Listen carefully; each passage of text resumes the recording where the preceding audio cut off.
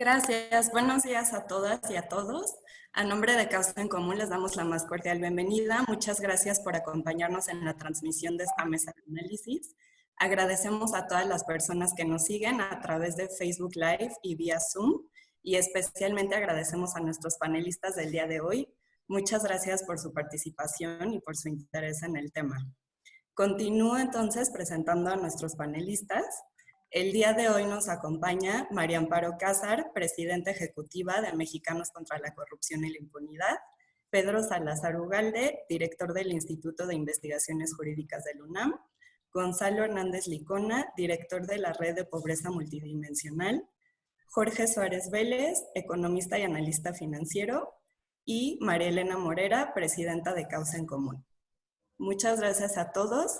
La mesa del día de hoy lleva como título Gobernabilidad en México ante la crisis sanitaria del COVID-19, y las preguntas detonadoras para la intervención de nuestros panelistas serán las siguientes. ¿Cuáles son los riesgos de que en una contingencia sanitaria como la generada por el COVID se pierda la gobernabilidad? ¿Se está perdiendo la gobernabilidad en áreas estratégicas como la económica, la social, de salud y de seguridad? ¿La pandemia podría fortalecer el autoritarismo y debilitar la democracia? ¿Las instituciones de gobierno están haciendo su parte para cuidar la gobernabilidad y ser el contrapeso necesario? ¿Qué medidas urgentes deben implementarse para evitar que se debiliten las instituciones o los derechos de las personas?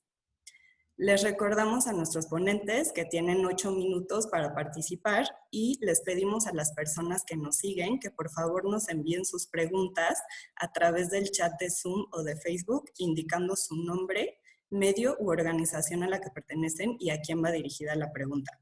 Al terminar las ponencias daremos paso a la ronda de preguntas y respuestas.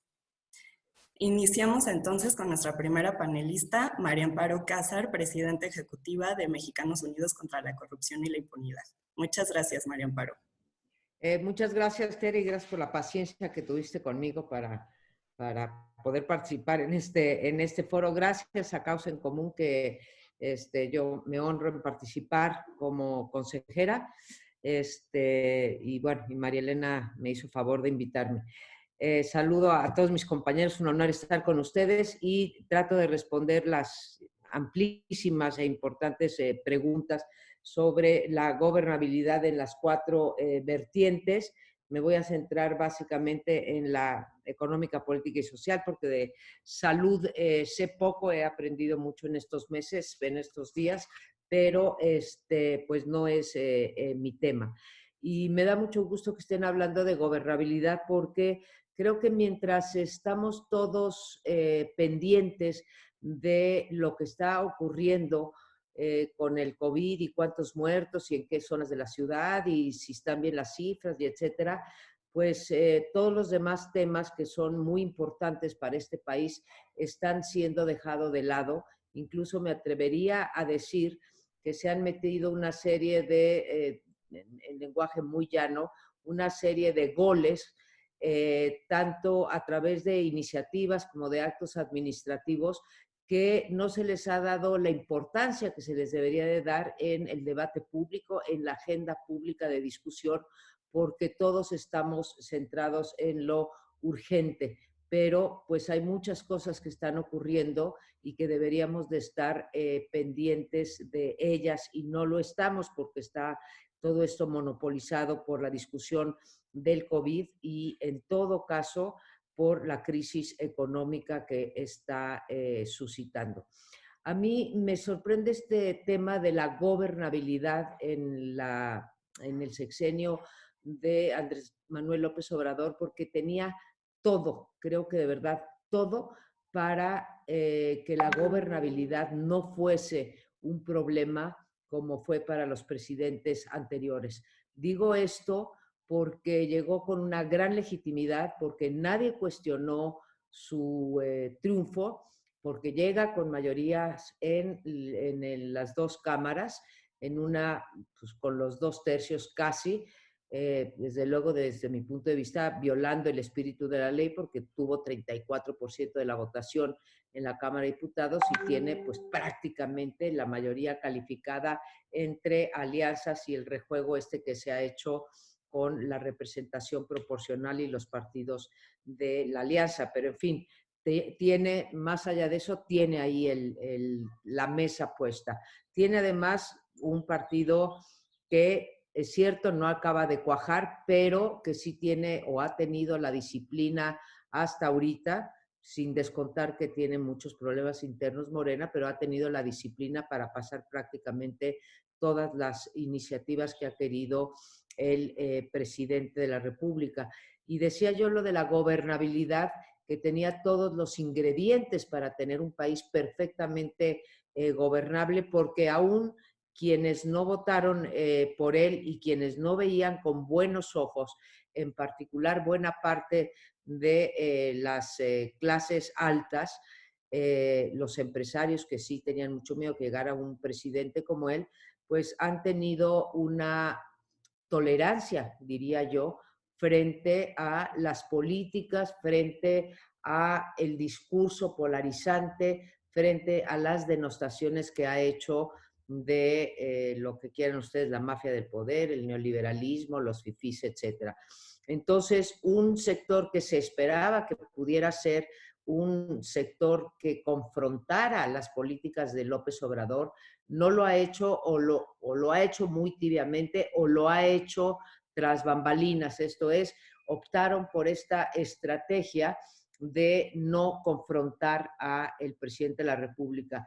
Yo pienso en la época de Echeverría y pienso que por mucho menos de lo que ha hecho López Obrador, pues tuvo una rebelión del empresariado mexicano, una rebelión que llevó a que las organizaciones empresariales se politizaran y empezaran a participar activamente en política. Y cuando digo activamente, digo a presentar candidatos, a mandar iniciativas, a iniciar el cabildeo dentro del Congreso y no únicamente con el secretario de Hacienda. En fin, por mucho menos de lo que hizo Echeverría, hubo una rebelión de los empresarios y ahora no la hemos visto. Y me parece que pues, López Obrador, con la legitimidad que traía, no debió haber tenido en principio un problema de gobernabilidad. Lo empezó a tener, creo, y muy significativamente por las personas, digamos, por la causa que traían, lo empezó a tener todavía en transición con las víctimas.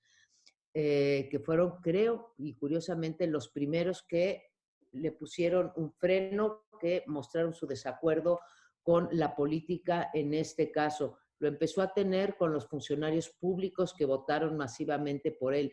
Siguió, bueno, siguieron varios, está el caso emblemático, muy emblemático, de las mujeres, más de la mitad de las cuales votaron por López Obrador, y finalmente, bueno, con la comunidad científica y cultural de este país, y no puedo olvidar también pues con la policía, que ese es un ámbito de María Elena. Entonces fue creando una serie de polos, él los llamaría de adversarios, pero de polos de descontento, que sí te hablan de un proceso de ingobernabilidad del lado social. Del lado político creo que también la tenía fácil porque enfrenta no solamente tiene una mayoría, sino que enfrenta a una oposición totalmente fragmentada, desarticulada y sin ninguna capacidad de unirse para poder ejecutivo, y eso tampoco lo aprovechó en favor. Para él era muy fácil incluir a estas minorías en el Congreso o aparte de estas minorías en el Congreso, y creo que optó por excluirlas y por polarizar también la discusión con ellos. Los gobernadores, que es en donde menos bien posicionado estaba o está el presidente, porque solamente tiene 5 gubernaturas, aunque sí tiene a 21 congresos locales en sus manos. También decidió agarrarlos como adversarios. Entonces, tanto política como socialmente, me parece que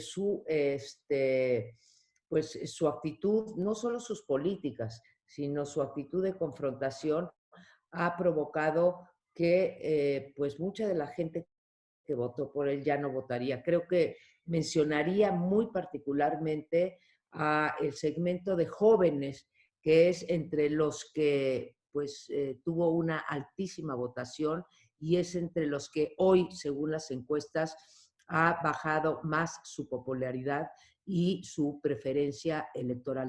En ese sentido, me parece que ha perdido una gran oportunidad eh, de, digamos, de fortalecer la gobernabilidad de este país y creo que eso es pues imperdonable por el buen punto de arranque que tuvo y que desperdició. Creo que esta, pues todavía no la llamaría yo ingobernabilidad, pero esta pérdida de oportunidades y proyecto en el que se ha embarcado López Obrador de confrontación va acompañado de otro. ¿Me avisas cuando me falten 2 minutos para ir cerrando, Tere? Que va acompañado de otro fenómeno que es muy preocupante, que es, y lo digo de manera general, es un total desprecio por el Estado de Derecho, por la división de poderes y por un afán de la mayor concentración de poder posible. Me parece que un presidente que se reputa de izquierda y que participó en el PRD o participó en la oposición de izquierda de este país, que luchó, y podría decir ahí, luchamos en contra de la concentración de poder y por hacer realidad la división de poderes que ya estaba inscrita en la Constitución desde 1917, que hoy en día, abandonando esa lucha, ¿sí? Está mostrando una pulsión, como diría José Waldenberg, una pulsión muy fuerte por concentrar el poder en el titular del Poder Ejecutivo. Lo hemos visto en los intentos de cooptación de los órganos autónomos y los órganos de autonomía técnica, no los constitucionales. Lo hemos visto en innumerables nombramientos, lo hemos visto en las iniciativas en materia de justicia que ha intentado pasar o que ha mandado como un globo para ver cómo cae. En tantas intenciones, no todas de ellas, por fortuna, se han hecho realidad y lo vimos recientemente con este decreto que pues sí anula el poder o disminuye muy seriamente el poder de la bolsa del Congreso. Sorprendente que el propio Ricardo Monreal haya dicho, bueno, si los diputados se quieren amputar, creo que fue la palabra que utilizó, amputar una facultad, que lo hagan, pero por el Senado eso no pasa. Sí es preocupante un presidente que claramente está tratando de volver a aquello que llamábamos, cuando estudiábamos al PRI y al PRI gobierno, que llamábamos el hiperpresidencialismo. Y lo hace desde una posición de mucho poder político. Tenemos francamente pocos contrapesos, vamos quedando la sociedad. Y bueno, ya en las preguntas haré las propuestas, pero quiero cerrar diciendo que sin desconocer la labor que hacemos los académicos, los editorialistas, los profesores, en fin, los directores de las organizaciones de la sociedad civil, creo que tenemos que aprender de este ejemplo que nos dieron hace 3 días los empresarios, de pasar a la acción. En fin, no pudieron convencer al presidente de las políticas para reactivar la economía. ¿Qué hicieron? Se fueron al BID y en una cosa, digamos, entre privados en principio, ¿sí? Pasaron a la acción y consiguieron todavía más dinero del que el presidente de la República piensa destinar a las pequeñas, a salvar a las pequeñas y medianas industrias o empresas. Entonces, creo que nuestra obligación, es muy fácil decirlo, bien difícil encontrar ideas. Creo que tenemos que, aparte de seguir prendiendo focos rojos sobre la gobernabilidad, tenemos que pasar a la acción y a través de esta acción hacer un contrapeso que realmente ayude a lo que yo creo que son los unos propósitos de Andrés Manuel López Obrador, que es disminuir la pobreza y promover la igualdad de oportunidades en este país, cosa que me parece que no está haciendo en lo absoluto con sus políticas. Muchas gracias. Muchas gracias, María Amparo. Agradecemos de nuevo a las personas que nos están siguiendo vía Facebook y Zoom. Hasta el momento somos 93 espectadores y seguimos entonces con nuestro siguiente panelista, Pedro Salazar, director del Instituto de Investigaciones Jurídicas de la UNAM. Muchísimas gracias, Tere. Muchas gracias, María Elena, por la invitación. Me da a mí también mucho gusto estar compartiendo este panel virtual con Jorge, con Gonzalo y con mi queridísima María Amparo Casar. Y también, pues, muchas gracias a quienes se han conectado para seguirnos en estos momentos. Yo, escuchando a María Amparo y coincidiendo con ella, les voy a proponer un enfoque más centrado en la coyuntura que estamos viviendo en este momento. Para pensar, digamos, los efectos que podría tener y que ya está teniendo la situación de emergencia que enfrentamos para la gobernabilidad y para eso que llamamos Estado de Derecho, que no es otra cosa más que el funcionamiento de las instituciones jurídico-políticas, pues que ordenan la convivencia en una sociedad compleja, diversa, plural y desigual como la nuestra. Todas las constituciones contemplan mecanismos para enfrentar emergencias. Su origen de estos mecanismos, no me voy a extender mucho por ahí, el origen está, curiosamente, para quienes no lo sepan, o para otros, en fin, en la figura de la dictadura romana. En la Roma republicana clásica se contemplaba la figura del dictador, que en realidad era un órgano, no necesariamente era la persona que ocupaba ese órgano, pero la figura del dictador, a quien se le llamaba cuando había una amenaza a la soberanía de la República. La soberanía podía verse amenazada por problemas externos, por ejemplo, una amenaza de una guerra o de una invasión, por problemas internos, por ejemplo, una revuelta, un levantamiento, y ante esas coyunturas que no podían sortearse con las instituciones ordinarias republicanas, el Senado designaba una persona que se designaba como dictador temporal, era una posición de una sola persona, con un nombramiento jurídico que no podía durar más de 6 meses en el cargo, pero a quien se le nombraba para poder sortear la coyuntura. Y el primer dato que quiero subrayar es que desde ahí, desde sus orígenes, esa figura tenía límites, tenía que rendir cuentas al término de su labor, como ya lo dije, tenía un límite temporal y era precisamente la manera en la que las repúblicas se protegían de las situaciones de emergencia, la República Romana. Para Maquiavelo y para Rousseau y para otros autores, esa figura fue la que permitió un éxito tan duradero en el tiempo de la Roma republicana, porque le permitió sortear la emergencia con una institución de excepción, pero para superar la emergencia y regresar a la normalidad institucional. De hecho, es lo que se conoce como estado de excepción y que tiene distintas figuras. En algunos países se le conoce como estado de sitio, estado de excepción, estado de conmoción, y en nuestro caso en México, en donde se encuentra principalmente recogidos en el artículo 29 de la Constitución, que se conoce como la famosa suspensión de garantías. Bueno, ¿a dónde voy? Esta figura está pensada para que los estados constitucionales puedan sortear situaciones excepcionales, situaciones de emergencia. Estas situaciones de emergencia pueden provenir de catástrofes, de eventos naturales catastróficos que causan dolor, daño, muertes, como un tsunami, como un terremoto o como un virus. Y también pueden servir para enfrentar calamidades, como ya decía yo, que son eventos que causan lo mismo, pero que tienen su origen en acciones humanas. Es decir, hay personas responsables de la revuelta, de la guerra, de la guerrilla, de la invasión, etcétera, o de la gestión de una determinada situación, y en ese sentido hablamos de calamidades, ya no de catástrofes.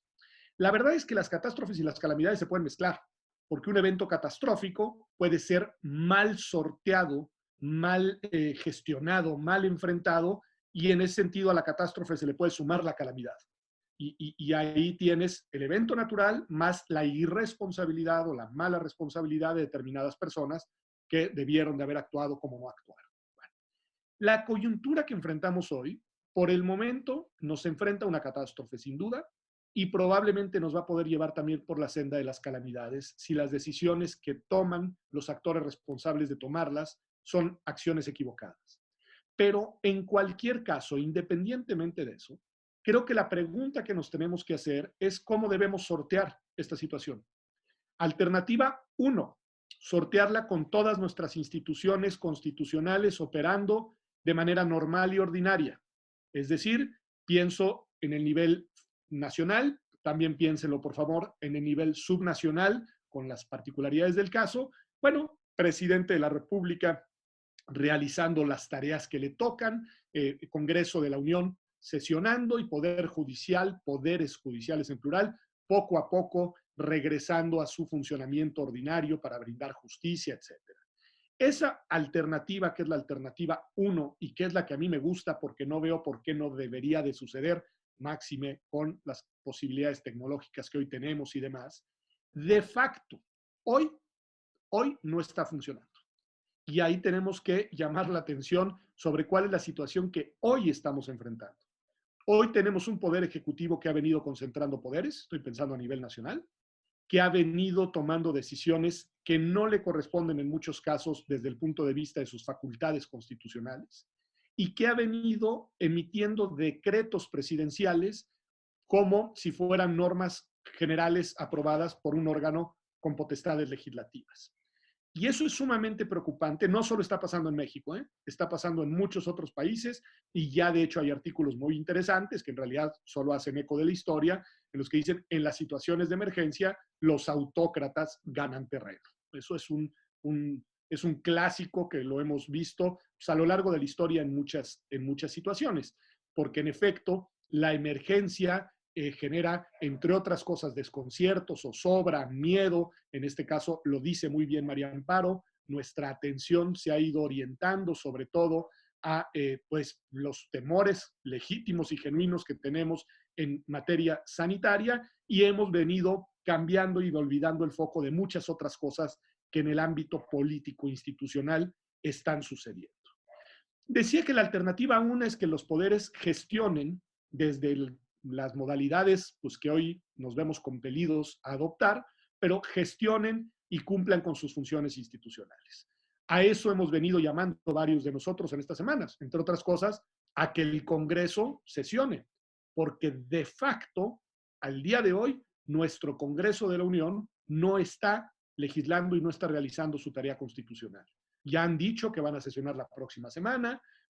Por ahora leía a Ernesto López Portillo, a quien también saludo, que nos comenta que el diputado Mario Delgado dijo que todo esto que se está diciendo alrededor del decreto es puro chismerío, lo cual me parece absolutamente desafortunado. Es una preocupación genuina de muchas y muchos ciudadanos de que el presidente de la República esté convirtiendo sus discursos en decretos que luego quieren ser iniciativas y que modificarían, como bien dice María Amparo, el equilibrio de los poderes en un punto nodal que tiene que ver con las reasignaciones presupuestales, pues en fin, a lo largo de esta emergencia. Pero bueno, ese escenario 1, el de la normalidad institucional, que no es imposible y esta emergencia no tiene por qué suponer que no funcione, ha sido hoy suplantado en los hechos por una situación de estado de emergencia, pero un estado de emergencia muy particular, porque no ha sido declarado. Es verdad que se declaró la emergencia sanitaria con fundamento en 2 artículos de la Constitución por el Consejo de Salubridad Nacional, y que hay algunas medidas específicas necesarias, excepcionales, para sortear en ese ámbito sanitario la pandemia. Pero no se ha declarado la otra alternativa que algunas voces dicen que es la que se debería de declarar, que debemos de pensarlo y discutirlo y analizarlo, pero que quiero describir brevemente, que es la de la suspensión del ejercicio y de las garantías de algunos derechos y de algunas instituciones al amparo del artículo 29 de nuestra Constitución. ¿Sí? Ese artículo contempla mecanismos para enfrentar precisamente catástrofes y calamidades que no podrían ser enfrentadas con la regularidad institucional y que requieren concentrar poderes en sede ejecutiva, como haciendo eco de aquella figura, lo vuelvo a decir, de la dictadura romana, para sortear la coyuntura y para regresar a la normalidad institucional. Pero déjenme decirles qué trae el 29. El 29 contempla la figura de la suspensión del estado de emergencia, pero contempla, uno, que tiene que ser declarado; dos, que tiene que ser pública la declaratoria; tres, que se tiene que decir en qué ámbitos territoriales tendrá efectos; cuatro, debe de tener una duración temporal cierta; cinco, hay un conjunto de derechos que ahí los pueden ir a ver ahí en el artículo 29 de la Constitución, que no puede, cuyo ejercicio no puede ser suspendido; y seis, se mantienen vigentes controles legislativos y controles jurisdiccionales. Es decir, sí es una situación de estado de excepción, pero no es la desaparición del Estado constitucional. Los derechos se mantienen y la separación de poderes en una modalidad particular, pero también mantiene su vigencia porque es la manera en la que el legislativo y judicial controlan a un ejecutivo que para sortear la emergencia concentra una cantidad de poderes inusitados. Bueno, esa declaratoria de emergencia podría ser una alternativa que algunos han planteado, pero que, subrayo, véase bien cómo está regulada, cómo está limitada, cómo está acotada. Bueno, de esos tres escenarios, y concluyo porque el tiempo se me acabó, estamos en el peor de los mundos. Ni la normalidad constitucional del Estado constitucional democrático normal, funcionando sus tres poderes y a los distintos órdenes lo mismo, ni la declaratoria cierta de suspensión con todas las reglas que exige el artículo 29, sino una situación intermedia, de facto, en la cual hay limitación de derechos, sin duda, en muchas partes del territorio y de muchas formas distintas. Dos, los poderes no están funcionando regularmente, sino que el Ejecutivo está gobernando por decreto. Y tres, no tenemos ningún tipo de certeza de bajo qué reglas se van a operar. Por ejemplo, una nueva figura que quieren introducir con esta iniciativa de ley, que sería la emergencia económica. Con esto concluiría.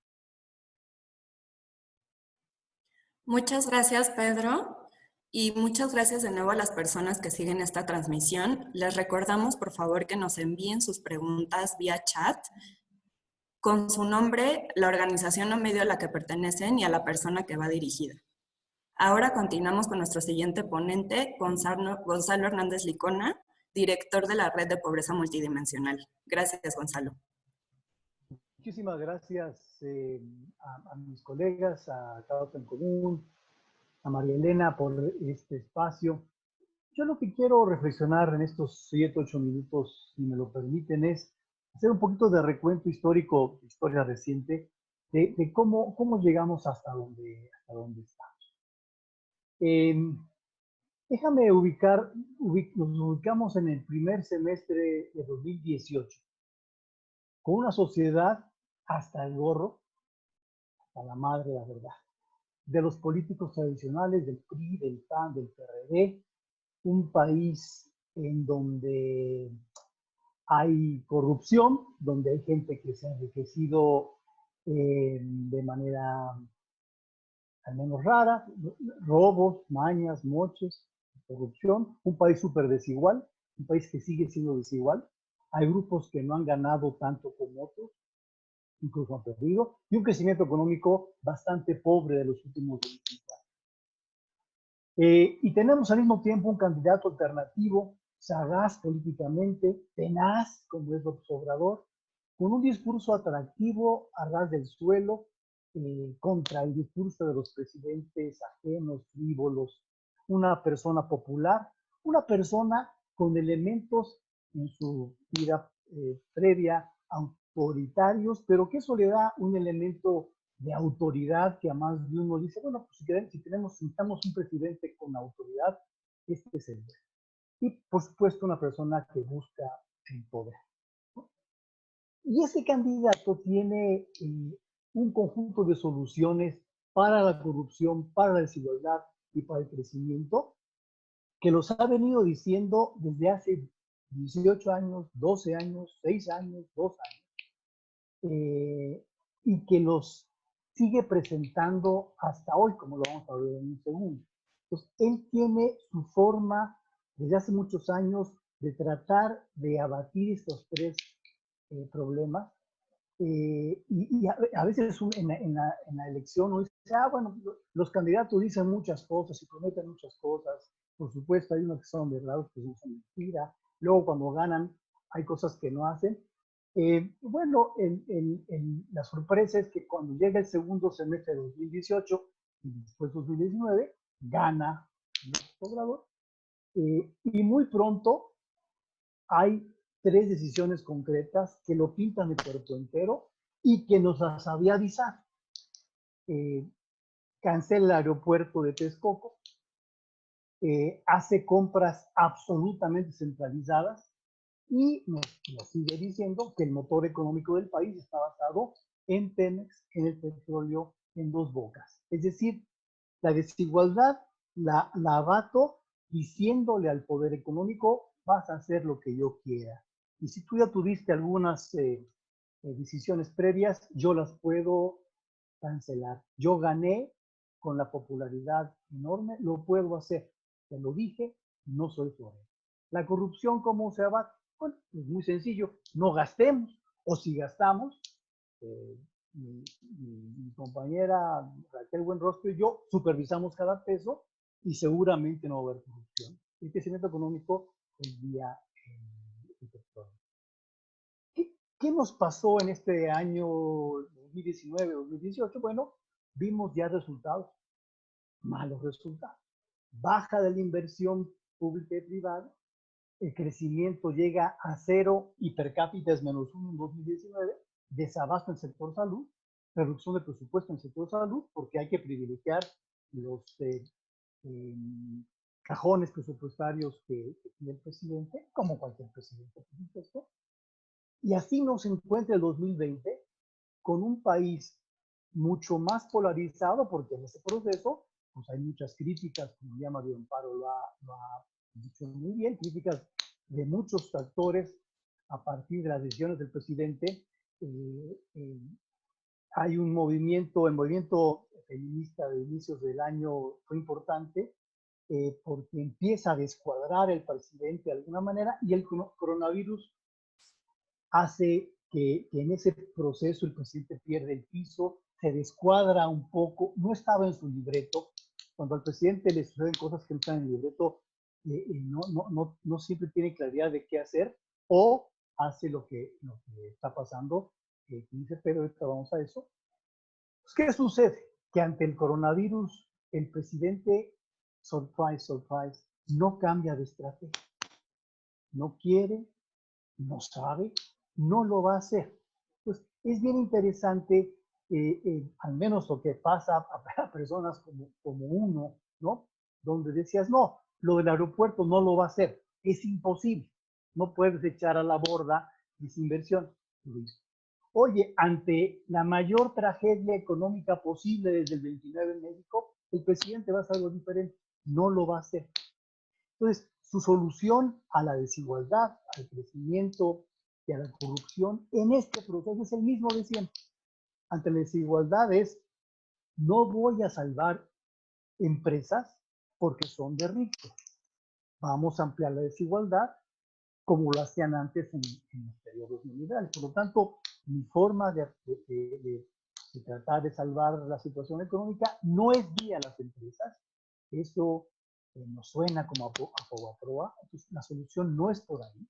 O más bien, yo diría, a veces, si hay algunas empresas que van a tronar, para el presidente, pues, medio mejor, ¿no? Eso va a mejorar la desigualdad. El crecimiento seguirá siendo vía petróleo en la refinería.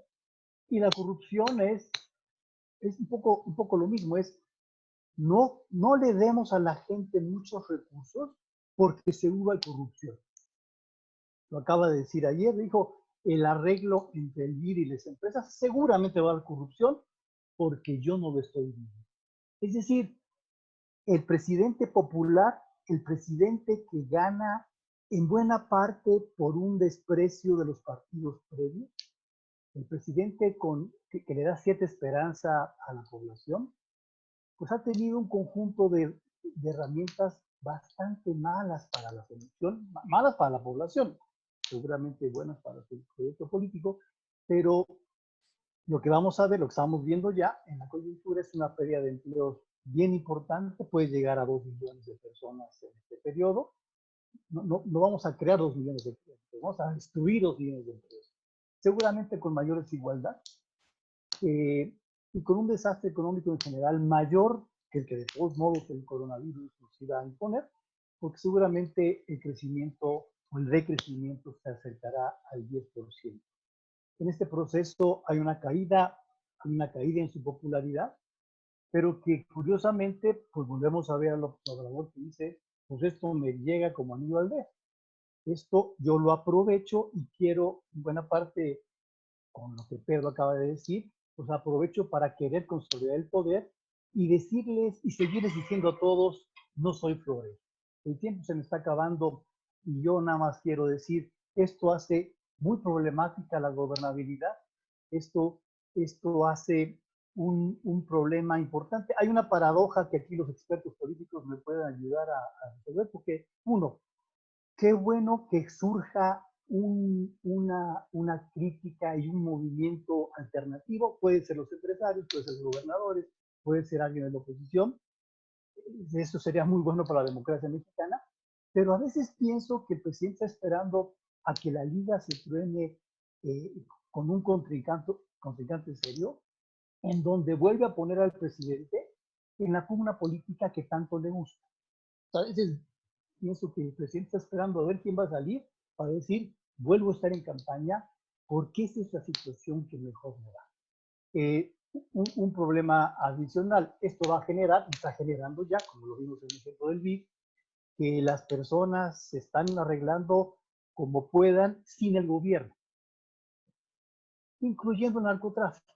Entonces, si de aquí para adelante vamos a hacer todos lo mejor que podamos sin el gobierno, la competencia con otros grupos como el narcotráfico pues es muy peligrosa. Entonces, la situación es complicada. Nuevamente, gracias por su participación, gracias por su tiempo. Muchas gracias, Gonzalo, por tu intervención y gracias de nuevo a las personas que nos siguen vía Zoom y Facebook.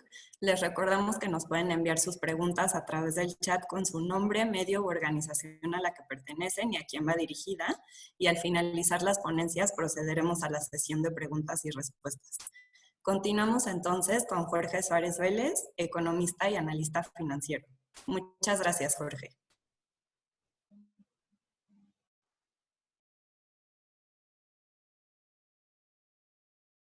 Ahora sí me escuchan, ¿verdad? Sí, bueno, gracias por la invitación, gracias María Elena. Quisiera, o sea, me parece que estoy totalmente de acuerdo con las intervenciones de mis colegas, me gustan mucho los diferentes ángulos que han tomado.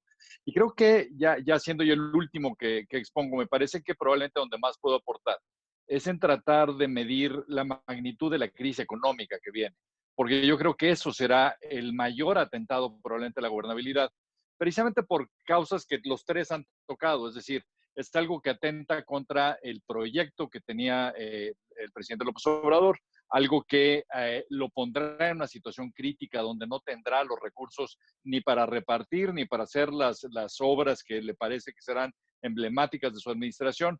Y al estar contra la pared, creo que veremos un comportamiento mucho más errático, mucho más autoritario y mucho más desesperado, lo cual incidirá muy negativamente contra la gobernabilidad de México. Creo que una de las poquísimas consecuencias positivas de la pandemia que vivimos es que está siendo evidentes las limitaciones de gobiernos populistas de este hemisferio. Trump, Bolsonaro, López Obrador, todos han mostrado que es mucho más fácil ser oposición, que es mucho más fácil estar denunciando las élites corruptas, ¿no?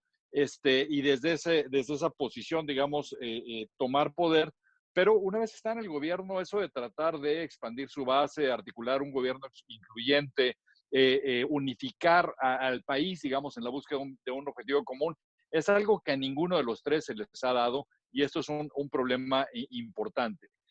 Porque incluso vemos que quienes, un poco como decía Gonzalo, ¿no? De toda esta gente que antes estaba muy enojada por lo que había estado pasando, pues aún esos enojados hoy lo que quieren es un presidente que no nada más en su narrativa, digamos, puedan estar de acuerdo con él, sino que esté tomando medidas que realmente los hagan sentir a salvo, y esto es algo que no está ocurriendo. Algo que es crítico y que no podemos perder de vista es que en los 17 meses, algo así, que lleva este gobierno en el poder, México ha perdido un respeto en materia económica que había acumulado a lo largo de 20 años de manejo macroeconómico.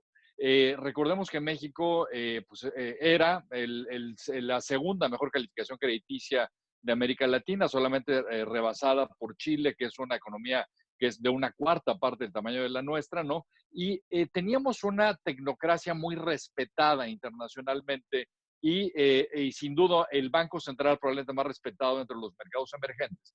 Pero esto rápidamente, estas capacidades rápidamente las hemos perdido.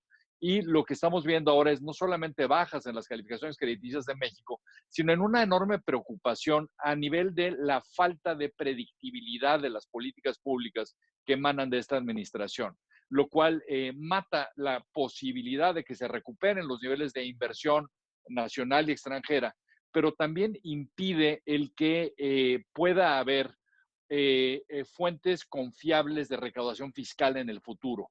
Como decía Gonzalo, en términos de pérdida de empleos, cuando vemos la implicación que va a tener esa contracción, digamos, en la base que paga impuestos en el país, va a ser brutal.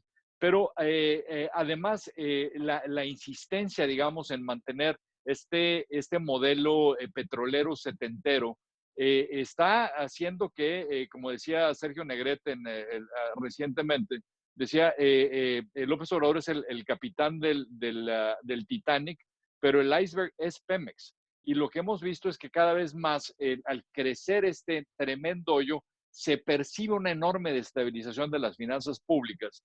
Y lo que tenemos que preguntarnos es si Pemex perdió 18,000 millones de dólares el año pasado, 35,000 millones si consideramos contingentes laborales, con un precio de la mezcla mexicana arriba de $50. ¿Cómo se van a ver las finanzas de este año cuando la semana pasada la mezcla se vendía a 7? Y esta insistencia en pensar en que la soberanía mexicana depende de la capacidad para refinar gasolina es el absurdo más grande en la historia, porque básicamente la gasolina es hoy un producto que prácticamente nos están regalando, y la insistencia en mantener este modelo cuando el mercado se ha desplomado es absurda, porque además implica una renuencia a hacer los cambios estructurales que Pemex requeriría para ser viable. Esto es algo que no se está haciendo y lo vamos a pagar. Creo que por todo lo anterior, el gran tema para México es que lo que está matando no es solamente el crecimiento, sino también el crecimiento potencial. Se está hablando de niveles de crecimiento potencial para México que podrían andar por ahí del 1,5%. Si vemos la incidencia de la inversión pública y privada en el crecimiento, es terrible la caída que hemos visto en la inversión pública, que ha sido la más baja en la historia, pero también con inversión privada que no alcanza para los niveles de crecimiento que necesitaríamos. Y se está pronosticando que este año México podría sufrir la peor caída de su Producto Interno Bruto desde 1932.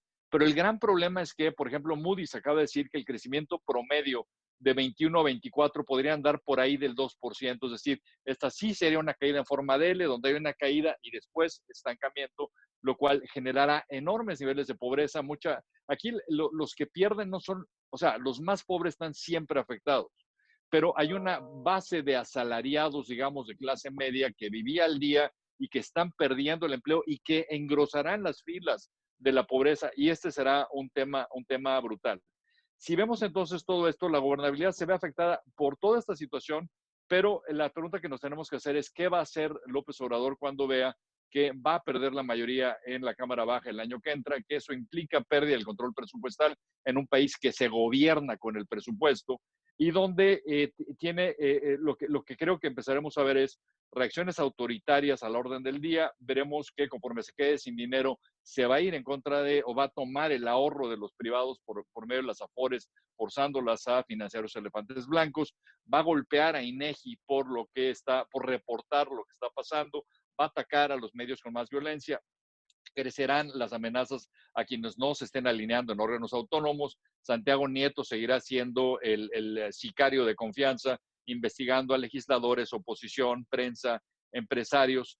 Y desafortunadamente, además, todo esto ocurrirá cuando tendremos un entorno internacional terriblemente negativo, porque lo que hemos visto, por ejemplo, en Estados Unidos es el estímulo monetario probablemente más grande en la historia, el estímulo fiscal también más grande en la historia, pero el proceso de normalizar, digamos, ese entorno va a ser muy, muy complicado y va a ser como un enorme viento en contra, que va a ser muy difícil que México pueda recuperarse en medio de un entorno donde va a haber más proteccionismo, va a haber menos globalización, digamos, muchos de los factores que nos beneficiaron en el pasado ahora nos pueden perjudicar y probablemente quisiera terminar, digamos, con una nota optimista, que es que ciertamente hay grandes oportunidades en medio de todo esto para México por la devastación que hemos visto en cadenas de suministro, donde hoy, por ejemplo, para Estados Unidos se vuelve imperativo traer de regreso de China algunas de las partes de estas cadenas donde China perdió esta aura que tenía de proveedor confiable. Y lo otro que veremos probablemente será redundancia en algunas cadenas estratégicas de suministro que idealmente podrían establecerse en México, pero para eso se requeriría de un gobierno creíble y confiable. Ayer salió una columna que les recomiendo en Bloomberg, donde lo que se decía es, nos encantaría mandar parte de estas cadenas de suministro a México, pero la impredictibilidad del gobierno de México lo impide, y yo creo que este es uno de los temas que más afectará en general, digamos, a la gobernabilidad del país, una enorme crisis económica, probablemente sin precedente, con un gobierno que no entiende lo que está pasando y que su reacción inmediata tiende a ser hacia el autoritarismo. Gracias. Muchas gracias de nuevo, Jorge, y gracias a las personas que nos siguen en esta mesa. Al momento tenemos 122 espectadores y concluimos las ponencias con la participación de María Elena Morera, presidenta de Causa en Común. Muy buenos días a todos y a todas. Muchas gracias por acompañarnos en este panel tan interesante, pero también tan preocupante. Gracias a mis amigos del panel, a quienes agradezco su participación, coincido con ellos, ¿no? Cualquier gobierno de cualquier orientación ideológica debería de estar obligado a preservar la legalidad, la educación, la salud, el empleo, y sin embargo, pues no es lo que estamos viendo por el contrario, un deterioro del país en estos temas que son fundamentales, y además dichos retrocesos se dan como parte de una tendencia autoritaria que desdeña el contrapeso institucional, el ejercicio de los derechos plenos de los ciudadanos. De acuerdo con el más reciente reporte de la organización World Justice Project, no sé si lo vieron, pero ahí nos dice que las libertades en México se han deteriorado en el último año y la percepción de corrupción de la población también ha aumentado. Entonces, uno de los propósitos del presidente, pues justamente no se está cumpliendo. No se ha entendido tampoco que una sociedad más justa, con mayores oportunidades y en paz, requiere de un Estado de Derecho donde se respete a todos y donde todos los respeten, empezando por el propio gobierno, ¿no? Sin embargo, pues en este gobierno, bajo la consigna de que todo lo que se hizo en el pasado es un reflejo de un régimen completamente corrupto, entonces se inició el desmantelamiento sin miramientos a lo que existía, o sea, sin un análisis previo de qué se debería de quitar y qué no. Se apuesta por un gobierno con capacidades mermadas, lo cual se está consiguiendo mediante los despidos que se han hecho, la disminución de salarios, la cancelación de programas, la cancelación de obras importantes y un debilitamiento generalizado de nuestras instituciones, ya sea por la vía política, por la vía legal o ilegal, como ya decía María Amparo, o por la vía presupuestal. Cada embate presidencial contra los órganos autónomos e incluso contra el Poder Judicial es presentado ante la opinión pública como una purificación política. Y como ya se mencionó aquí, es muy clara la intención de debilitar a nuestro sistema de contrapesos en favor de un proyecto que es unipersonal y por tanto autoritario. Y este debilitamiento del gobierno y del Estado se suman a una gravísima crisis económica, resultado de decisiones que ya nos habían colocado en una recesión, como bien se decía aquí, y que ahora con la emergencia sanitaria pues se torna muchísimo más grave. En el rubro de seguridad resulta imposible no ver cómo el crimen organizado, lejos de guardarse en sus casas, sale a matar y a repartir despensas, burlándose del gobierno, de las instituciones y de todos nosotros. Y esto solo podría suceder porque en este gobierno se han enviado señales inequívocas de que el gobierno no está interesado en fortalecer a nuestras instituciones de seguridad y en cambio sí manda un claro mensaje de interés por mantener una imagen de inmovilidad e incluso en algunas ocasiones de consideraciones hacia el crimen organizado. Lo hemos expuesto en todos los espacios posibles y no es de hoy, sino de tiempo atrás, que reforzar la militarización en cada vez más espacios de la vida pública de México es un camino equivocado. Al inicio de esta contingencia, muchos nos preguntábamos acerca del impacto de la epidemia sobre los patrones de incidencia delictiva en el país. Es muy pronto para contestarnos esta pregunta, pues apenas estamos ingresando en las etapas más críticas de la crisis sanitaria. Pero sí sabemos que hasta el momento la incidencia delictiva no ha bajado y en algunos delitos como la violencia intrafamiliar, desgraciadamente se ha disparado. México vive el peor de los escenarios en mucho tiempo, con un gobierno al que no le gusta el sistema democrático, que insiste en derrochar recursos que no tenemos en proyectos gigantescos, que no tienen ningún sentido. Y en estos momentos en que se derrumba abajo de cero el precio del petróleo y con niveles de criminalidad y violencia que son una pesadilla individual, familiar y nacional. Con este panorama nos llegó la pandemia y para colmo, después de que también se había desmantelado el Seguro Popular y después de fuertes desabastos a todo el sector salud, como lo hemos visto principalmente en temas de la lucha contra el cáncer. Todo lo anterior constituye un conjunto de amenazas a nuestra convivencia, a nuestra estabilidad, a nuestra gobernabilidad y desde luego a nuestro trabajo, sustento y nuestras vidas. Habrá quienes se pregunten si la pandemia podrá fortalecer el autoritarismo y servir como pretexto para imponer medidas que pasen por encima de los derechos humanos, pues la respuesta es sí, y ya lo hemos visto en las últimas iniciativas que mandó el presidente. Por lo pronto, no solo se ha suspendido la autonomía y la independencia real de la Comisión Nacional de los Derechos Humanos, así como de otros órganos autónomos que sirven de contrapeso o servían de contrapeso al Ejecutivo.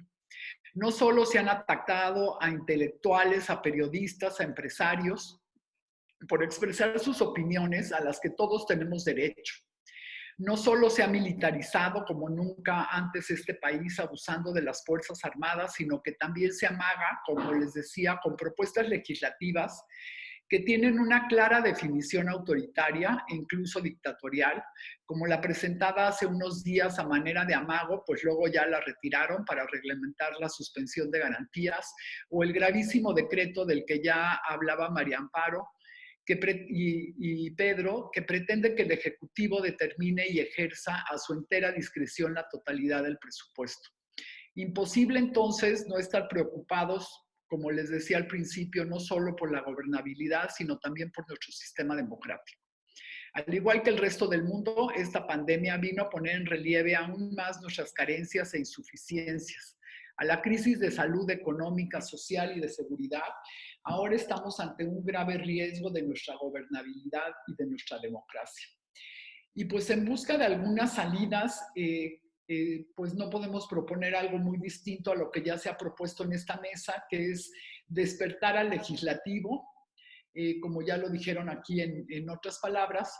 Tenemos que poner o tratar de poner fin a las acciones e iniciativas que atentan contra la división de poderes y contra la autonomía e independencia de muchas de nuestras instituciones. El segundo punto sería reasignar los enormes recursos destinados hasta ahora a proyectos que no tienen vocación social ni sentido económico hacia la atención de la emergencia sanitaria, hacia el rescate de instituciones y programas sociales, hacia los apoyos que urgentemente necesitan miles de personas que trabajan de forma informal y a pequeñas y medianas empresas que tienen el mayor número de trabajadores. Y por supuesto la atención del Fondo de Emergencia en materia de seguridad. Y quisiera ahondar en este último punto. Causa en Común y muchos otros actores coincidimos que es imperativo reconstruir el Sistema Nacional de Seguridad Pública, asegurando mayores presupuestos y un diseño institucional que permita actuar con fortalezas a nuestras policías y darnos la seguridad que todos los mexicanos quisiéramos. Consolidar una Guardia Nacional que sea civil, como lo dice la ley, pero que actualmente obviamente es completamente militar y que coloca abusivamente sobre las Fuerzas Armadas la responsabilidad, que es completamente absurda, de atender los más diversos problemas, muchos de ellos, por cierto, generados y agravados por este mismo gobierno. Tampoco somos pocos los que consideramos que a los criminales hay que enfrentarlos con la contundencia que exige la ley, ni más ni menos. Todos, absolutamente todos, y con esto terminaría, tenemos una enorme responsabilidad de contribuir a que nuestro país se mantenga como una república de libertades y de derechos, que pueda enfrentar los grandes problemas con el marco de nuestras leyes. Para eso, frente al monólogo, proponemos, y como lo hemos hecho, llevar a cabo reuniones, seminarios, diálogos que nos permitan encontrarnos o reencontrarnos alrededor de propuestas constructivas, esencialmente con la convicción de respeto, de justicia y de paz. Muchas gracias. Muchas gracias, María Elena. Seguimos entonces con nuestra sesión de preguntas y respuestas. Les pedimos por favor a las personas que nos siguen que nos envíen sus preguntas a través del chat con su nombre, medio u organización a la que pertenecen y a quién va dirigida. Las preguntas que no alcancemos a responder serán enviadas a los panelistas posteriormente para que puedan contestarlas. Comenzamos con una pregunta para María Amparo. Es por parte del profesor Daniel Vázquez. Nos dice, en el desprecio al Estado de Derecho y el intento de capturar a los órganos que debieran ser autónomos, ¿cuál es la diferencia entre este gobierno y los anteriores? ¿No se trata de un problema de toda nuestra clase política?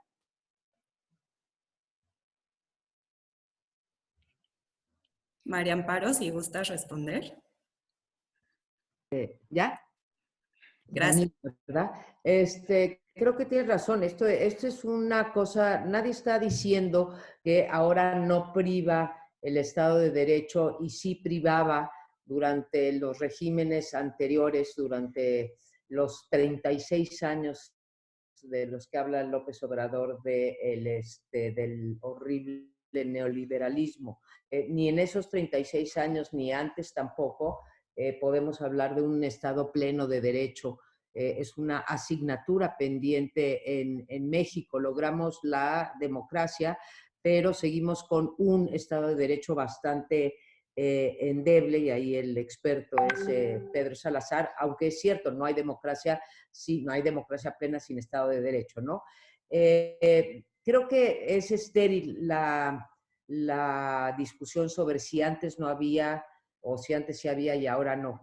Lejos de, creo que de los 6 personas que estamos aquí al aire, de querer defender lo que ocurría anteriormente. Lo que sí creo que diferencia a esto son 2 cosas. Uno, la incongruencia o la inconsistencia, dado que López Obrador llega a la presidencia en buena medida, y como decía Gonzalo hace un momento en su intervención, ¿sí?, por el hartazgo de la población con este tipo de fenómenos y con la decepción del nuevo gobierno del PRI, el que regresó con Peña Nieto, y de los 2 panistas.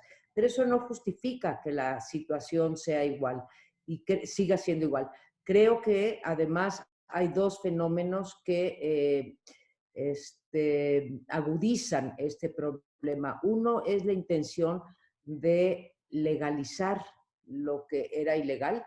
O sea, antes no se observaba o no nos comportábamos de acuerdo con la ley, y ahora se ponen leyes que a todas luces son inconstitucionales o se vuelven legales, cosas que no deberían de ser en un régimen de Estado de Derecho y de democracia que no deberían de ser legales. Eso es una parte muy preocupante. Y la otra es que, pues cuando dice, no me digan eso porque calienta, porque no somos iguales, pues sí, podemos dar muchos ejemplos de que se sigue siendo igual y de que no se dan pasos para corregir todos esos fenómenos políticos de abuso, de corrupción, de impunidad que había en los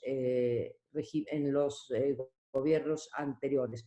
Los niveles de impunidad siguen al mismo nivel, los niveles de violencia siguen igual. Yo no le voy a pedir a López Obrador que haya resuelto el problema de la violencia en 15 meses de gobierno, pero sí hubiera esperado avances en términos de órganos o respeto a los órganos autónomos, mecanismos más democráticos para nombrar a sus integrantes, el no menosprecio a la sociedad civil, la no denostación a todos los órganos autónomos, como sería, por ejemplo, el INE, y a sus integrantes. Me parece que este gobierno ha utilizado 3 vías, ¿sí?, que nos llevan a una situación peor en términos del Estado de Derecho. Uno es la vía de la cooptación, en efecto, de las ramas de poder. Está también la Suprema Corte de Justicia y están los órganos autónomos. El otro es por la parte presupuestal, esto es, las disminuciones que se han impuesto a varias ramas de gobierno, como por ejemplo fue el caso de salud del año pasado, como fue el caso también de la Procuraduría el año pasado, que se le bajó el presupuesto, o a órganos como CONACYT y todas las derivaciones que esto tiene. Y la tercera es, como ya decía yo, la vía legal. Por las 3 vías, las de nombramiento, la presupuestal y la legal, se mina cada vez más el Estado democrático de derecho. En ese sentido, creo que sin que fuera un modelo a seguir los últimos 36 años, creo que estamos ahora todavía peor.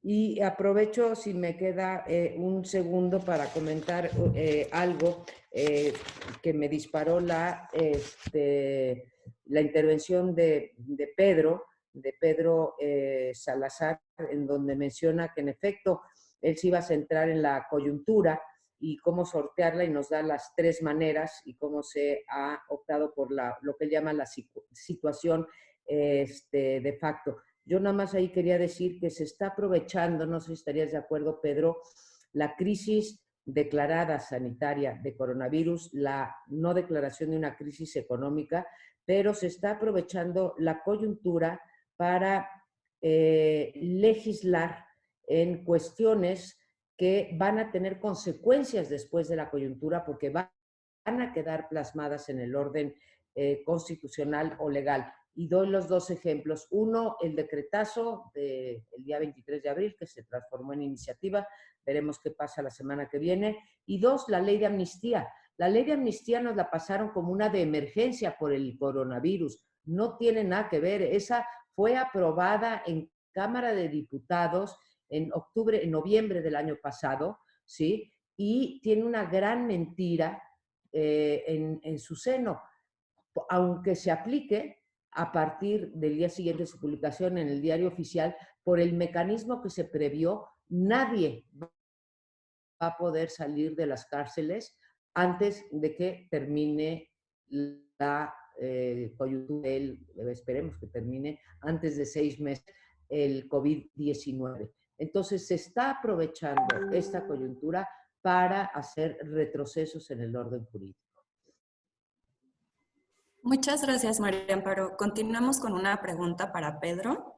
La pregunta es por parte de Aline Cárdenas, que dice: ¿cuál es tu lectura sobre la verdadera razón detrás de la declaratoria de emergencia sanitaria por causa de fuerza mayor? Es decir, ¿qué ventaja supone esta declaratoria o incluso el esquema intermedio que menciona sobre una declaratoria con base en el artículo 29 constitucional? Muchas gracias, Aline. Gracias a María Amparo también por este comentario. He visto también las otras preguntas muy afines a esta que me han hecho favor de compartir en el chat. Me gustaría hacer una reflexión que intentara un poco englobar la reflexión que hice en ese sentido. A ver, por un lado, hay por ahí una pregunta que han planteado y que se ha planteado mucho en estos días a muchas personas, que tiene que ver con la pertinencia o no de que sesione el Congreso, dado que además siempre vinculado al hecho de que el partido en el gobierno tiene mayoría legislativa. Entonces, bueno, va a funcionar el Congreso. Incluso hay quien se pregunta, ¿no será peor que funcione el Congreso? No, mi respuesta es definitivamente no. El Congreso es necesario. El Congreso es un órgano de representación de la ciudadanía y en ese sentido es una instancia que debe de estar actuando además con una agenda legislativa propia, lo vuelvo a decir, una agenda legislativa de emergencia para una situación de emergencia. Hay muchas materias en las que se requieren adecuaciones normativas con urgencia, en materia laboral, en materia fiscal, en materia mercantil, y esas medidas, si no las adopta el Congreso de la Unión, las va a adoptar por decreto el Ejecutivo, lo cual es absolutamente anómalo desde el punto de vista constitucional y ya lo estamos viendo. Además, es legítima la mayoría del partido en el gobierno, en el Congreso de la Unión, por supuesto que sí, en fin, el resultado de la elección de hace un par de años, pero dentro de la propia mayoría hay fracturas, hay tensiones, hay como debe ser diversidad de opiniones y aunque como bien nos decía María Amparo, hasta ahora han logrado el presidente mantener cohesión en muchas de sus iniciativas, no podemos perder de vista las ventajas que tiene una instancia deliberativa de representación en una coyuntura como la que tenemos hoy en día. Por supuesto que creo que es mejor tener un Congreso actuando que a un Ejecutivo actuando solo, déjenme decirlo así. Ahora bien, yo hice la referencia al escenario del 29 porque es muy interesante lo que contiene el 29. El 29, no estoy diciendo que se tenga que declarar el estado de emergencia, pero sí estoy diciendo que es mejor si vamos a vivir en una situación de emergencia que sea mediante declaratoria constitucional de por medio. ¿Por qué? El 29, por ejemplo, a lo que dice María Amparo, que es muy importante. El 29 dice que todos los decretos que se emiten en una situación de emergencia dejan de tener vigencia, no solo los decretos, también las leyes. Les leo el parrafito. Cuando se ponga fin a la restricción o suspensión del ejercicio de los derechos y garantías, bien sea por cumplirse el plazo o porque así lo decrete el Congreso, todas las medidas legales y administrativas adoptadas durante su vigencia quedarán sin efecto de forma inmediata. Y luego dice, el Ejecutivo no podrá hacer observaciones al decreto mediante el cual el Congreso revoque la restricción o suspensión y remata el artículo.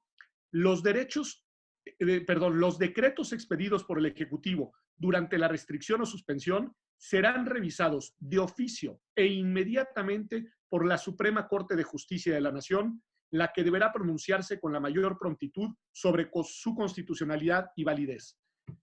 Miren todas esas medidas, hoy lo que implicarían.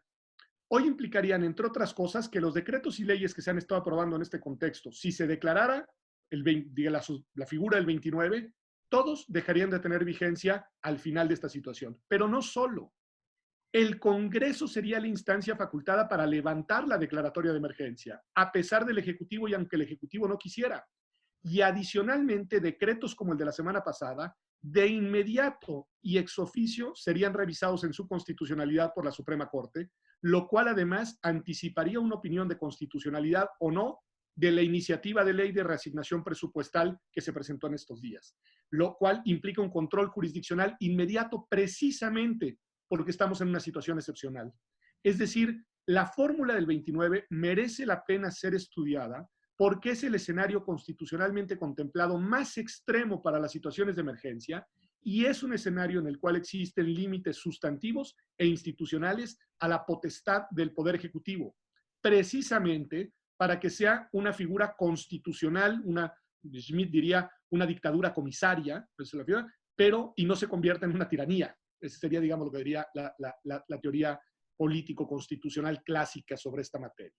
Y por ahí hay una pregunta, y con esto concluyo, muy, muy relevante de Ernesto López Portillo, que menciona que, entre otros derechos, él declara en el 29 que no pueden suspenderse está, por supuesto, la integridad física, la tortura, la prohibición de la tortura, la integridad, la protección de la integridad de las personas.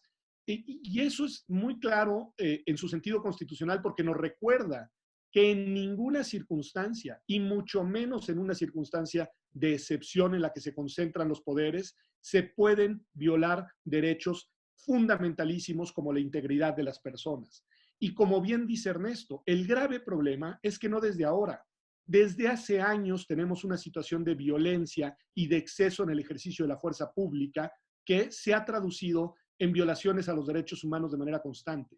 Y el problema es que en una situación como la que ahora estamos enfrentando, eso podría agravarse, pero ahí la experta es María Elena Morera y entonces no me adentro en los temas de los efectos que podría tener en materia de seguridad, tanto por lo que hace a la amenaza del crimen organizado como por lo que hace a la amenaza del Estado y el exceso en el uso de la fuerza para las personas, una situación excepcional como la que estamos enfrentando. Ahí me quedaría. Muchas gracias, Pedro. Continuamos con una pregunta para María Elena. Luis López nos dice que se habla mucho del hiperpresidencialismo y de la falta de contrapeso. ¿Qué podemos hacer los ciudadanos y, en mi caso, pequeños empresarios para actuar de cierta manera como contrapeso?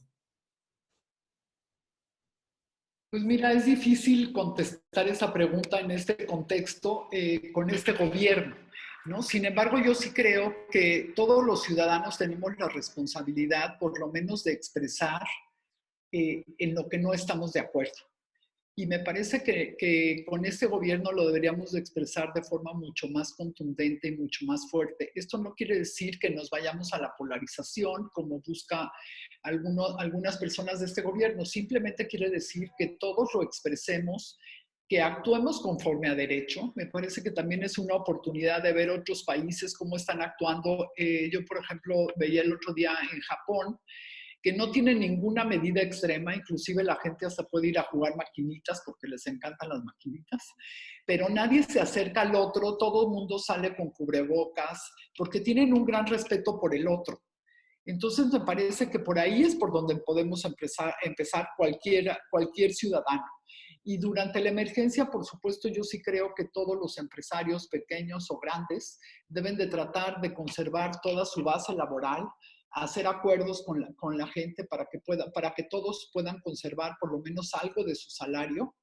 Entonces yo me pronunciaría en esos términos. Y otra cosa muy importante es que en México la gran mayoría de las personas no trabaja en ninguna organización social. Y creo que esto también es una oportunidad para que abramos nuestras miras, veamos qué es lo que nos tienta nuestro corazón y decidamos trabajar por alguna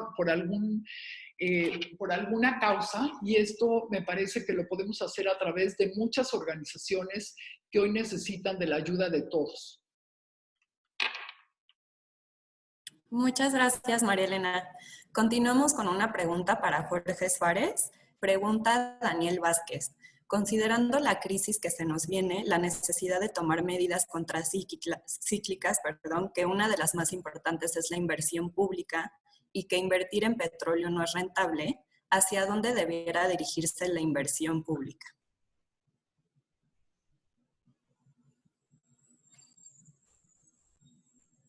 Sí. Creo que el gran reto es que se ha hablado mucho de la necesidad de dar recursos a este gobierno para una política contracíclica. Y yo creo que el problema mayor es que asumimos que si este gobierno tuviera los recursos, podría utilizarlos para las cosas que hacen sentido. ¿Qué es lo que tendría sentido? Lo que tendría sentido, o sea, tenemos un enorme embate, digamos, de esta pandemia al forzar a que todo el mundo se quede en casa. Lo que implica es una enorme pérdida de ingreso por parte de pequeños negocios o incluso de empresas más grandes, pero que son negocios y empresas que son viables, que tienen hoy solamente un problema de liquidez, pero no tienen un problema de solvencia. Donde entran los recursos fiscales es en tratar de reemplazar, digamos, a el ingreso que proviene del mercado natural de estas entidades y permitir que una vez que se normalicen las cosas, pueda volver a recuperar ingreso. Si no se hace esto, lo que acabará pasando en el caso de México, donde realmente no se había estado haciendo, hasta que ahora está surgiendo esta nueva alternativa del BID con el Consejo Mexicano de Negocios. Si no se hace nada, lo que acaba pasando es que estas entidades acabarán quebrando y acabarán provocando el despido definitivo de esa gente, que acabará pues simplemente generando una situación brutal de desempleo, y que a la larga también es muy contraproducente para el gobierno, porque acabas matando una fuente de recaudación fiscal dentro de la economía formal. Ahora, regreso nada más a lo primero que dije. O sea, el gran problema acá es pensar en qué haría este gobierno si sí se hiciera de los recursos para hacer una política contracíclica. Probablemente lo que harían es simplemente seguir incrementando los recursos para programas clientelares, para continuar con obras faraónicas, ¿no?, que han caracterizado a este gobierno, etcétera. Entonces, aquí hay un problema serio, porque se ve muy difícil que por parte del gobierno vaya a detonarse esta ayuda que es indispensable. Muchas gracias, Jorge. Seguimos con una pregunta para Gonzalo. Daniela Suárez, estudiante de la Ibero, pregunta: usted que estuvo en el Coneval y ya dejó la institución, ¿cómo juzga el trato que se ha dado a los órganos autónomos de esta administración? Es una pregunta que tiene que ver con lo que le preguntaban a Amparo. Bueno, efectivamente, yo creo que hay cosas diferentes entre instituciones, ¿no? Yo creo, déjame hablar empezando por el Coneval. Lo que pasó con el Coneval, la parte optimista, ha estado en general bien, ¿no? Hoy el Coneval tiene un titular que cambió, el titular cambió sujeto a la ley, digo, no hay ningún problema. Se acaban de renovar 3 de los consejeros de los 6 y se hizo honestamente bastante bien, y en buena parte bastante bien, porque la forma de elegir consejeros del Coneval es diferente a otras, porque los estados tienen mucho que decir. Entonces, los estados realmente hicieron un trabajo muy importante para que los 3 nuevos que llegaran no fueran las sugerencias o los nombres que posiblemente el gobierno traía en mente. Y al final, las 3 personas, me parece, el balance de las 3 y ahora de los 6 es un buen balance. Por supuesto, lo que hay que ver en el Coneval hoy es si va a estar diciendo las cosas que hay que decir en este momento. Por supuesto, no es, me he alejado un poco de lo que el Coneval diga o no diga, pero hoy sí necesitamos un Coneval, y mañana, que nos esté diciendo cómo están los programas sociales, cómo está la situación hoy en este momento. Cuando estábamos en el Coneval, siempre hacíamos evaluaciones que no son inmediatas y por lo tanto duran algún tiempo, pero también lo que hacíamos era alertar de cosas coyunturales como los de hoy, ¿no? Ciertamente no se puede hacer una evaluación amplia de lo que está pasando, pero sí se puede alertar al gobierno. Yo espero que el Coneval al menos internamente lo haga con bienestar, con Hacienda, y decir, yo diría 2 cosas. Uno, los programas sociales que hoy tiene el gobierno no están diseñados para la coyuntura de hoy.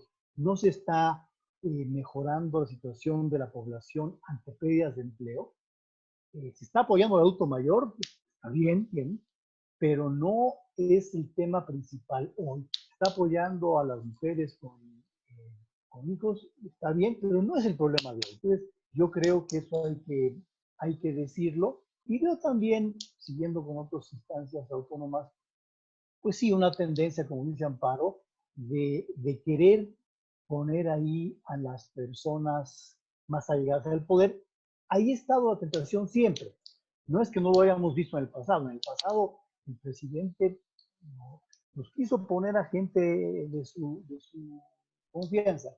Eso ha estado presente. El reto hoy, como decía Amparo, es cómo hacer que la presión gubernamental se sobreponga a un autoritarismo presidencial, que en algunas ocasiones se ve más claro que en otras. Yo digo que en el INEGI, en el Coneval, todavía no está ese peligro.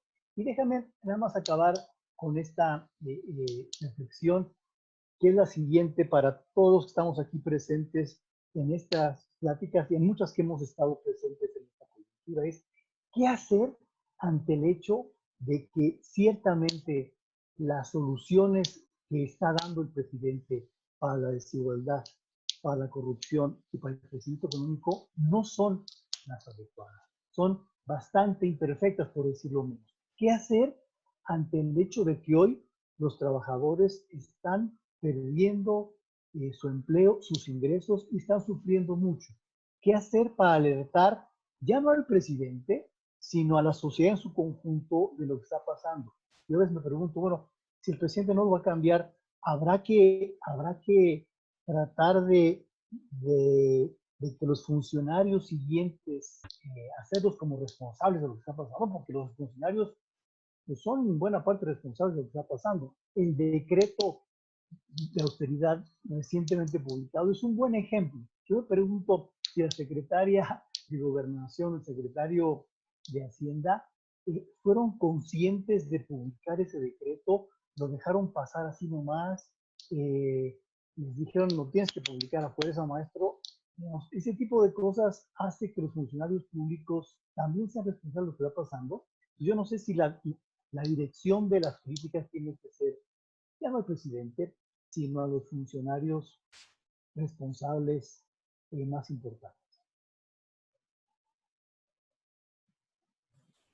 Muchas gracias, Gonzalo. Desafortunadamente se nos está terminando el tiempo. Para concluir, le vamos a pedir a nuestros panelistas, por favor, que hagan un comentario final.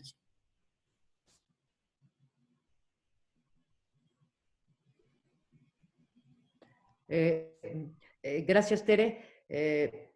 Bueno, pues mi comentario final es que seamos capaces de ver más allá de esta coyuntura, bueno, seamos capaces de ver y tratar de salir lo mejor librados de la coyuntura presente, conscientes de dos cosas. Las emergencias como la que estamos padeciendo en México, tanto en su aspecto sanitario como económico, tiene la virtud de sacar a la luz las debilidades estructurales que tenemos en el país, tanto en materia económica como serían pues, la estructura del sector privado, la informalidad que prevalece en México. Más de 6 de cada 10 trabajadores pertenecen a la informalidad, la dependencia que tenemos de la falta de integración de la industria, en fin, todos los problemas que tiene la estructura económica en México creo que resaltan en esta coyuntura, pero también resaltan no solamente y no tanto el orden constitucional, sino también la forma de ejercer el poder. Creo que los analistas nos fijamos mucho más en el orden constitucional y en el orden legal, y creo que está bien, esa es nuestra tarea, pero nos fijamos menos en que ese orden legal, el ordenamiento jurídico, el conjunto de leyes, reglamentos y constitución y tratados internacionales, nos preocupamos mucho de que estén en nuestra Constitución, pero nos preocupamos menos de que no sea violado.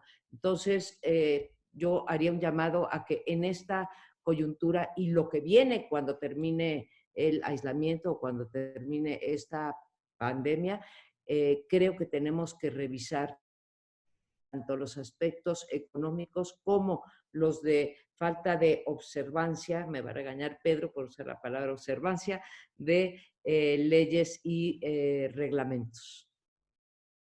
Y agradecer a Causa en Común por haber organizado esto y un placer haber estado con ustedes. Muchísimas gracias. Yo me disculpo con Gonzalo, con Jorge y con María Elena porque inmediatamente después de este comentario me voy a tener que desconectar porque tengo que entrar a otra reunión, pero también les agradezco muchísimo, Teresa, María Elena, por la invitación y por la oportunidad y sobre todo a quienes nos han escuchado. Yo solo diré lo siguiente. Después de haber diagnosticado en este país un régimen con muchas particularidades, pero conocido, como se ha dicho aquí, como presidencialismo o hiperpresidencialismo mexicano, hicimos durante muchos años un esfuerzo importante para limitar los poderes del Poder Ejecutivo, no solamente fortaleciendo los mecanismos de composición e integración democrática del Congreso de la Unión, fortaleciendo a la Suprema Corte de Justicia. Estoy pensando en el ámbito nacional, dejo el ámbito estatal por el momento de lado, no porque sea menos importante, sino que mi reflexión se centra acá, y creando también los órganos constitucionales autónomos a los que ya se ha hecho referencia, sobre los que ya se ha preguntado, y de alguna manera logramos un equilibrio de poderes en el que el Ejecutivo es un actor muy importante, pero un actor entre otros actores. Yo lo que espero es que la coyuntura actual, que esta crisis y que las tendencias que se han visto tanto en la personalidad como en la forma de gobernar del presidente no redunden en un hiperpresidencialismo de nuevo. Creo que ya de por sí era un riesgo por las formas, por el estilo, por las maneras, como ya dije, del actual presidente y de su actual gobierno. Bueno, esta coyuntura lamentablemente podría ser un factor que catalice y potencie esa tendencia hacia un hiperpresidencialismo de nuevo. Y creo que sería una derrota para el Estado constitucional mexicano, y creo que debemos de advertirlo y de estar muy atentos para evitar que eso se consolide. Muchísimas gracias a todas y a todos, y hasta muy pronto.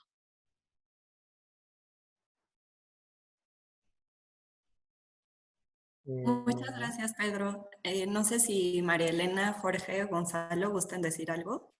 Pues yo muy rápido lo que quiero decir es, no es claro todavía qué va a pasar en el 21. Yo creo que no es así automático que la reducción de la popularidad del presidente implique que va a ganar la oposición. Yo creo que hay mucho que hacer de aquí al 21. Hay que ser muy críticos de manera clara, de manera organizada hasta donde se pueda, para decir las cosas y que estén en la sociedad en su conjunto. Y tener un discurso mucho más de estos elementos tan importantes, mucho más popular, porque me parece que estoy, por supuesto, feliz de estar en esta plática y en unas otras, pero ¿de qué manera hacer mucho más consciente a más personas de los peligros que estamos viviendo y de, por lo tanto, qué hacer con el voto en el 2021? Entonces yo creo que hay que seguir con inteligencia en foros como estos y pensar qué más hacer más allá de algunos grupos sociales. Y muchísimas gracias, Malena, muchísimas gracias, Causa en Común, y muchísimas gracias a mis compañeros y compañeras, a mis colegas, que los estimo y los aprecio y los admiro muchísimo. Gracias, Gonzalo. Jorge, tienes la palabra. Me dejó pensando, María Amparo, con lo que decía en términos de las oportunidades que presentan crisis como esta. Yo creo que cuando hay una crisis de esta magnitud y que no hay que minimizar, digamos, la gravedad de lo que estamos viviendo, que verdaderamente es algo que sí podemos calificar como sin precedente. Esto es como un espejo para un país y para una sociedad. Nos confronta con nuestra capacidad para solidaridad, nos confronta con las debilidades que tenemos como Estado, como sociedad. Hemos notado, por ejemplo, la debilidad, digamos, de nuestro sistema de salud pública. Hemos notado la tendencia autoritaria natural que tiene este gobierno, pero también nos tiene que recordar dónde están las batallas. Yo creo que las batallas tienen que ver con la necesidad de todos trabajar para fortalecer la separación de poderes, por ejemplo. O sea, lo que vemos es que necesitamos un legislativo mucho más autónomo, pero que pareciera que el Poder Judicial está agachado porque tiene miedo, digamos, de ser borrado por el Ejecutivo, situaciones a las que nunca debimos haber, a las que no debimos haber llegado.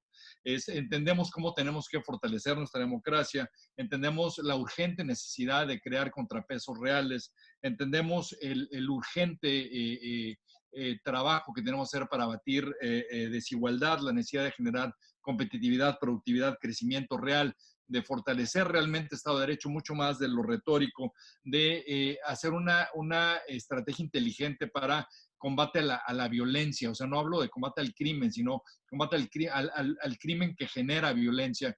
Si no logramos articular todo esto, básicamente estaremos aceptando que México estará condenado a niveles de pobreza perennes que creo que para ninguno de nosotros son aceptables. Entonces, yo creo que si algo nos queda claro con esta crisis es que hoy más que nunca hay que tener valor de enfrentarse al autoritarismo y hay que cerrar filas hoy más que nunca. Y mil gracias por la invitación, mil gracias a Causa en Común y María Elena. Gracias, Jorge. Cerramos con María Elena. Bueno, pues solo decirles que estoy muy agradecida con los panelistas, fueron excelentes sus participaciones, nos dejan mucho que pensar a las organizaciones de la sociedad civil y contestar lo que me preguntaba Pedro, que se me pasó sobre qué vemos nosotros en activar o no el 29 constitucional. Yo creo que sí lo debemos de activar, si lo necesitamos, porque es la forma correcta de hacerlo, porque es la forma de hacerlo a través de controles que limitan el tiempo y el espacio en donde incide activar el 29 constitucional. Y me parece que a diferencia de lo que está pasando hoy, que la gente no sabe hasta dónde sí actuar o hasta dónde no, el 29 constitucional nos da un marco claro de qué sí se puede y qué no se puede y bajo qué controles. Y por otro lado, también decir que esta pandemia, como ya decían en este panel, nos desnudó nuestras debilidades.